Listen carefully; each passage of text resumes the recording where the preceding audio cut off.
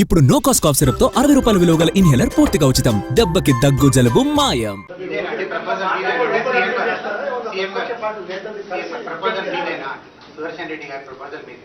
India కూటమి ప్రతిపాదన ఇది రాజకీయ పార్టీలకు అతీతంగా ఇండియా కూటమి తరఫున అన్ని రాజకీయ పార్టీలను అడుగుతున్నాం.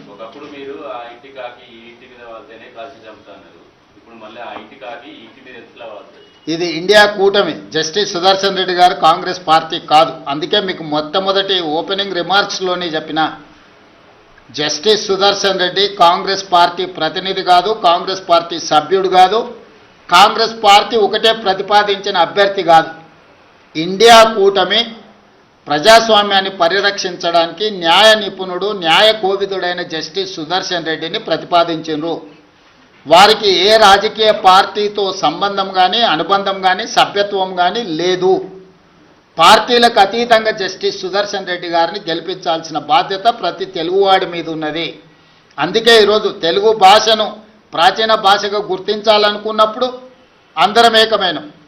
అంతెందుకు 1991లో కాంగ్రెస్ పార్టీ పివి నరసింహారావు గారిని దేశ ప్రధానమంత్రిగా చేసి ఉప ఎన్నికలకు నంద్యాలలో పోటీ పడినప్పుడు ఆనాడు గంగుల ప్రతాప్ రెడ్డి గారు రాజీనామా చేసి పివి నరసింహారావు గారు నంద్యాల ఎంపీగా ప్రతిపాదించినప్పుడు పెద్దలు నందమూరి తారక రామారావు గారు ముందుకు వచ్చి ఒక తెలుగువాడి దేశ ప్రధానమంత్రి అవుతున్నాడు అంటే అది మనందరికీ గర్వకారణము. ఎన్నికల్లో తెలుగుదేశం పార్టీ ప్రధాన ప్రతిపక్షంగా పోటీ పెట్టడం లేదు, అందుకే పివి నరసింహారావు గారిని గెలిపించండి అని చెప్పి ఆ రోజు నందమూరి తారక రామారావు గారు ముందుకు వచ్చిండ్రు. సిద్ధాంతపరంగా వైరుధ్యం ఉన్న కాంగ్రెస్ తెలుగుదేశం ఆనాడు ఎన్టీ రామారావు గారు పివి నరసింహారావు గారికి సంపూర్ణమైన మద్దతును పలికి వారి గెలుపుకు పూర్తిగా సహకరించి రాజకీయ విజ్ఞతను ప్రదర్శించారు.